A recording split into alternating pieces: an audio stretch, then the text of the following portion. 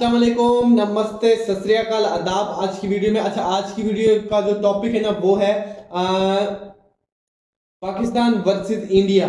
ठीक है, पाकिस्तान के बिलियनर और इंडिया के बिलियनर। मतलब हम सोचते होंगे यार पाकिस्तान के अंदर भी बिलियनर है क्या, तो भाई हैं। तो मुझे तो ये लगता है अगर जो पाकिस्तान के अंदर जो बिलियनर है उनका जो ताल्लुक है वो सियासत से हो सकता है, वैसे तो कोई बिलियनर बन नहीं सकता।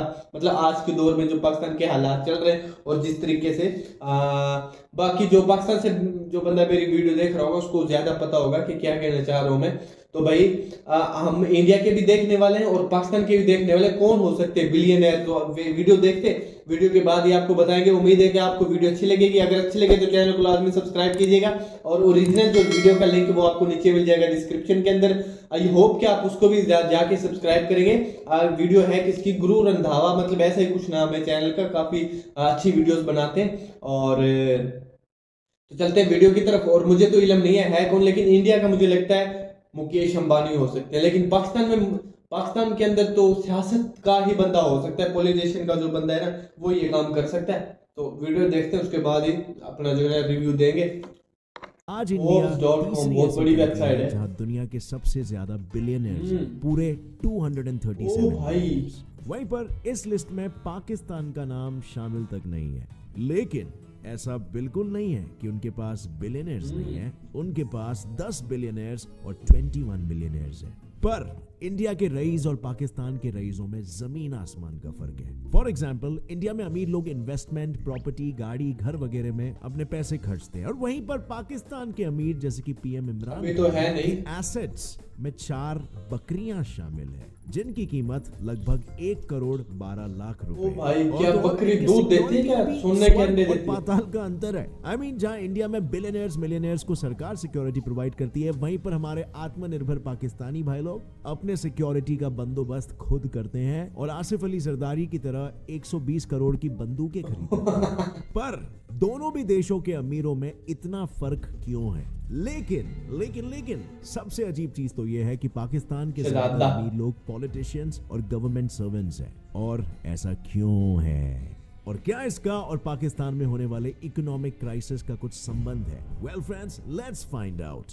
तो आज के वीडियो की शुरुआत करते हैं दोनों भी देशों के सबसे अमीर आदमियों के कंपैरिजन करके। अब एज वी नो, इंडिया के सबसे अमीर आदमी है सबसे न्यारे हमारे तुम्हारे मोटा भाई अंबानी भाई, जिनकी आज के तारीख में नेटवर्थ है पूरे 100.7 बिलियन डॉलर्स, यानी कि 7 लाख करोड़ रुपए, जो उन्हें इंडिया का ही नहीं बल्कि पूरे एशिया का सबसे अमीर इंसान बना देता है। वहीं पर दूसरी तरफ है पाकिस्तान के सबसे अमीर आदमी, फ्लेक्स एंड गेट कंपनी के कर्ता धर्ता शाहिद खान, जिनकी नेटवर्थ 66,000 करोड़ है।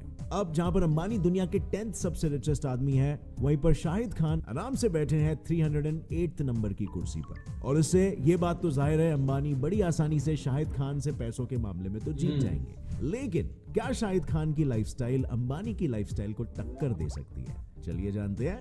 इसमें सबसे पहले तो ये देखेंगे कि कौन कितना पैसा कहां उड़ाता है। यहाँ पहले तो हम बात करेंगे गाड़ियों की। अब जैसे कि हर अमीर इंसान को बड़ी बड़ी गाड़ियां खरीदने का बड़ा शौक होता है, वैसे ही हमारे शाहिद मियां को भी है, जिन्होंने अपने शौक के चलते अपने कलेक्शन में संभाल रखी है 1 करोड़ की एस्टन मार्टिन, 11 करोड़ की पगानी और 33 करोड़ की लैम्बोर्गिनी वेनिनो। लेकिन रुको जरा, ये लिस्ट यहीं पर खत्म नहीं होती। इसमें 2011 की लेयरजेट और 2013 की बम्बार्डियर भी शामिल है। पर ध्यान रहे, उन्होंने अब तक अपना पूरा कलेक्शन पब्लिक के सामने नहीं रखा।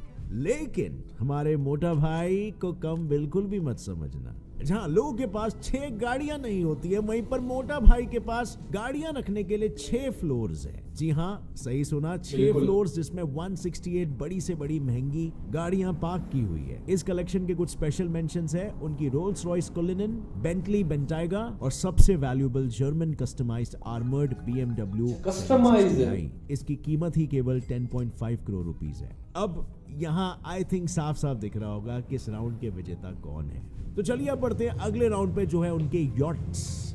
अब अमीर इंसान के लिए ना गाड़ियां कुछ भी नहीं होती है, अल्टीमेट लग्जरी कहीं पे मिलती है तो वो है यॉट्स। बिल्कुल। शाहिद खान के पास है एक 312 फीट लंबा एक सुपर यॉट जिसका नाम है किस्मत, जिसके अंदर जो आप बोलो वो चीजें शामिल है। Swimming pool check, gym check, barbecue area check, movie theatre check, helipad वो भी चेक।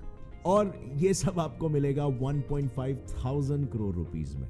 वहीं पर अगर हम अंबानी भैया के यॉट की बात करें तो ये भी फुल हाईटेक है। इस 58 मीटर्स लंबे यॉट पे सोलर ग्लास रूफ है, 3 अलग अलग डेक्स है जो पियानो बार, लाउंज और डाइनिंग एरिया और रीडिंग रूम जैसी कई फैसिलिटीज प्रोवाइड करता है। और वैसे तो इस यॉट की प्राइस कभी रिवील नहीं की गई है, लेकिन हमारे खुफिया सूत्रों के हिसाब से इसकी कीमत लगभग 600 करोड़ रुपए है। यानी इस राउंड में किस्मत ने शाहिद भाई का अच्छा खासा साथ दिया। अब फ्रेंड्स, सबसे पहले मुझे ये बताओ कि आप इस चैनल पर क्यों हो? क्योंकि आप एक क्यूरियस इंसान हो जो अपने आप को अपडेटेड रखना चाहते हो रियलिटी के साथ, और ये काफी इंपॉर्टेंट भी है कि अपने आप को हम अपडेटेड रखें, specially when it comes to investment and stock market, even startups, business news around. यही सोच रहे हो ना कि अपडेटेड कैसे रखा जा सके?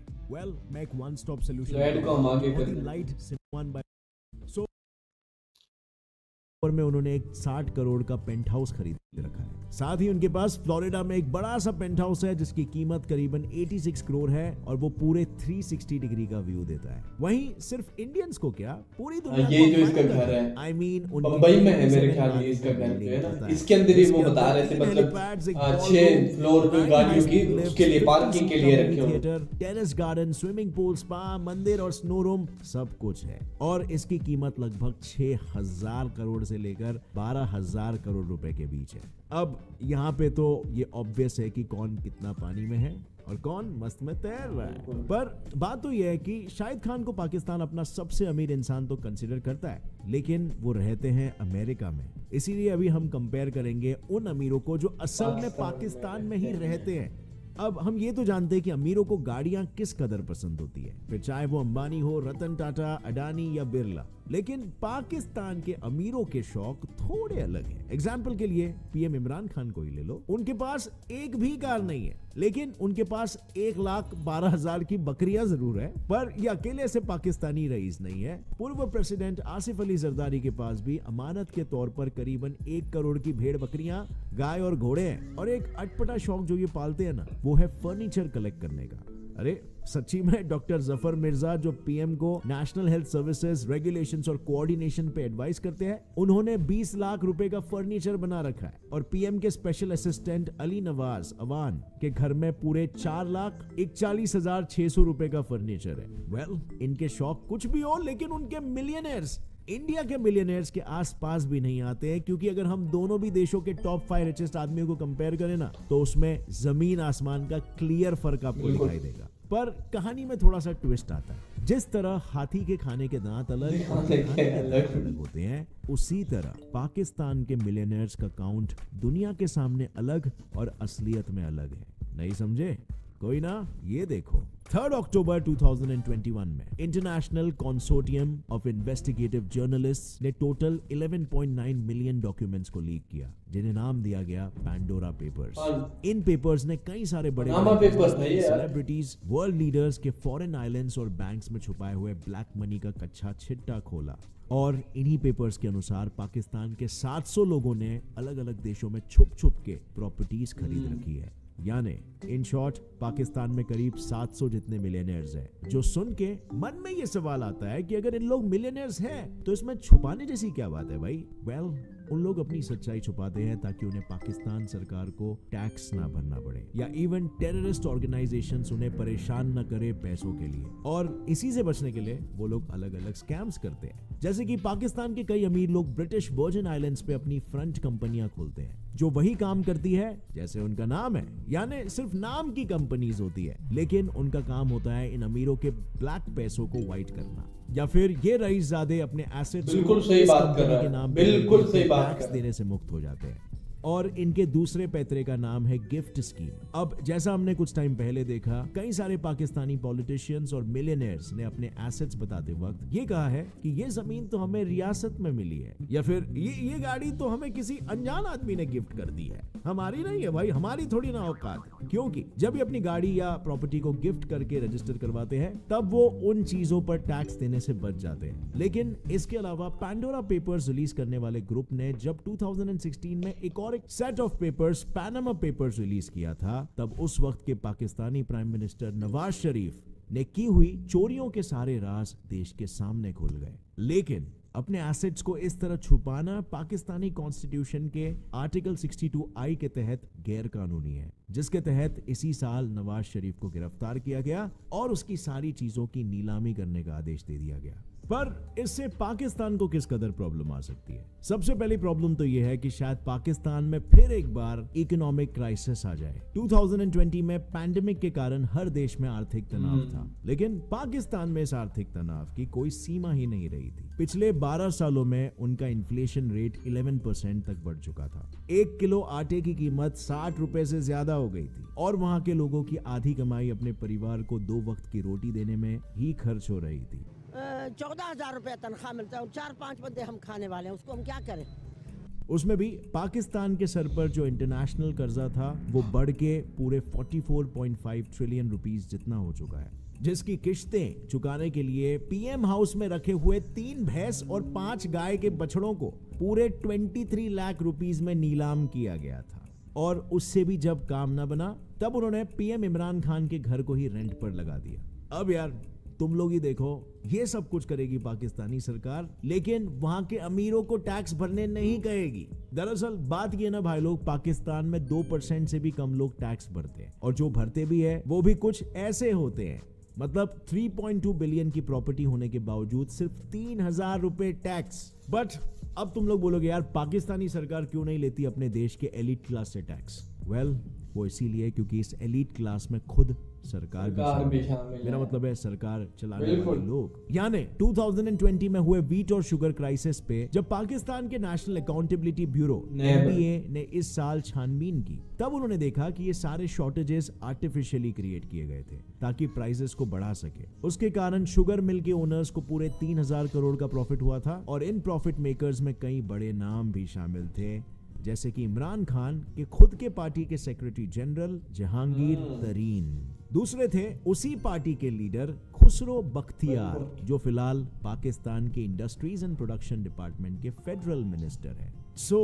ये सबूत क्या दर्शा रहे हैं भाई? दुनिया को दिखाने के लिए बेचा क्या जा रहा है और पैसे आ कहां से रहे हैं। लेकिन चीजें अगर सुधरी नहीं ना तो वो ले आएंगे हमें दूसरे प्रॉब्लम्स पे, जो है पॉलिटिकल इंस्टेबिलिटी। जब पैनामा पेपर्स लीक हुए थे तब इमरान खान ने नवाज शरीफ और उनकी सरकार के खिलाफ काफी आवाजें उठाई थी। उनके घर के बाहर बैठ के नवाज शरीफ को रेजिग्नेशन देने के लिए मजबूर किया था। और जब इमरान खान इलेक्शंस जीते थे तब उन्होंने अपनी स्पीच में कहा था कि जो भी कानून तोड़ेगा हम उसके खिलाफ सख्त से सख्त एक्शन लेंगे और अकाउंटेबिलिटी मुझसे शुरू होगी और फिर मेरे मंत्रियों से और फिर यहां से वो आगे कंटिन्यू होगी। लेकिन पैंडोरा पेपर्स जब लीक हुए थे तब उसने इमरान खान के सारे मंत्रियों का पर्दाफाश कर दिया। उनके आधे मंत्रियों ने तो यूके, यूएस और दुबई जैसे देशों के ग्रीन कार्ड्स ले रखे हैं और कईयों ने तो ब्रिटिश वर्जिन आइलैंड्स में फ्रंट कंपनीज खोल रखी है, जिसके थ्रू वो करोड़ों का ब्लैक मनी छुपा रहे हैं। अब ऐसे में ऑब्वियस है कि उनकी ऑपोजिशन पार्टी भी उनके खिलाफ उसी तरह आवाज उठा रही है जिस तरह इमरान खान ने नवाज शरीफ के खिलाफ उठाई। और ये सबके बीच में कट किसका रहा है? पब्लिक का। दरअसल पाकिस्तान का ये फॉल्टी टैक्सेशन सिस्टम ही वो चीज है जो पाकिस्तान की इकोनॉमी को ग्रो होने नहीं देता, क्योंकि पाकिस्तान का एज अ कंट्री एक्सपेंडिचर काफी ज्यादा है, लेकिन टैक्सेस ना आने के कारण सरकार उतना रेवेन्यू जनरेट नहीं कर पाती कि वो अपने खर्चे उठा सके। इसीलिए पाकिस्तान की सरकार देश को चलाने के लिए हमेशा फॉरेन एड्स और इंटरनेशनल लोन्स पे ही डिपेंडेंट रहती है। लेकिन अगर पाकिस्तान अपने टैक्सेशन सिस्टम को सुधारे तो शायद फ्यूचर में चीजें उनके लिए बेहतर हो सकती है, क्योंकि यूनाइटेड नेशंस के FACTI पैनल पाकिस्तान के मिलियनर्स ने जो पैसे चुरा के फॉरेन के टैक्स हेवंस या अपने इलीगल पैसों को गोडाउन में जमा किया है, उसका टोटल वैल्यू पूरे 7 ट्रिलियन यानी 5 करोड़ रुपए है। That is mind blowing. पर अब मेरा यहाँ पर एक ही सवाल है दोस्तों, कि यार जब इनकी इकोनॉमी के इतने लाले पड़े हुए हैं तो उसे सुधारने के बजाय पाकिस्तान हरदम इंडिया से compete करने के पीछे क्यों तुला रहता है? वेल, आपकी इस बात में क्या राय है मुझे नीचे कमेंट सेक्शन में जरूर बताना। और पाकिस्तानी लोग, कि आपको इंडियन भाई बहनों से झगड़ने की जगह पे अपने ही गवर्नमेंट पे थोड़ा सा सवाल करना चाहिए? थोड़ा सा। वेल, आपकी जो भी ये तो बस ऐसे ही कर रहा था। तो जी हाँ, वीडियो जो है वो एंड हो चुकी है। कुछ कुछ ऐसी ऐसी चीज़ें हैं जिनसे मैं इख्तिलाफ करूंगा वीडियो के अंदर, और कुछ ऐसी चीज़ें हैं जिनसे मैं एग्री करूंगा, ठीक है। तो जैसे इन्होंने बताया कि भाई इमरान खान जो है उनके पास भेड़ बकरियां हैं, ये है वो है, तो वो उससे तो मैं इख्तिलाफ करूंगा, ऐसा तो कुछ था ही नहीं, ठीक है। और दूसरा ये कि और बाकी चीज़ें तो इनकी ठीक थी, काफ़ी इन्होंने अच्छा गाइड किया। और जैसा कि नवाज काफ़ी ऐसे बिलियनर या मिलियनर है जिनका इस इन्होंने जो है नाम ही नहीं लिया, मतलब जैसे तस्वीरें वगैरह तो इन्होंने दिखाई लेकिन उनका नाम नहीं लिया, जैसे मियां मंशा है, आसिफ अली जरदारी है, उसके बाद वो है अपना और भी है काफ़ी, जैसे जरदारी फैमिली, और ये तो है मतलब टॉप रेटेड जिसको बोलते हैं, ठीक है। मलक रियाज हैं, उनका भी इन्होंने नाम नहीं लिया। तो ऐसी चीज़ें हैं। तो वीडियो को तो काफ़ी इंफॉर्मेटिव और दिलचस्प वीडियो थी, मज़ा आया देख के। मैं उम्मीद करता हूँ कि आपको भी इंफॉर्मेटिव ही लगी होगी, और इंशाल्लाह नेक्स्ट वीडियो में आपसे मुलाकात होगी। तब तक जो है मुझे दीजिए इजाज़त। और सर्दी मतलब आजकल है नहीं, इस वजह से कोई जर्सी वगैरह नहीं पहनी हुई। तो मिलेंगे इंशाल्लाह आपसे नेक्स्ट वीडियो के अंदर, तब तक अपना रखिए ख्याल। अल्लाह हाफिज़। Yeah.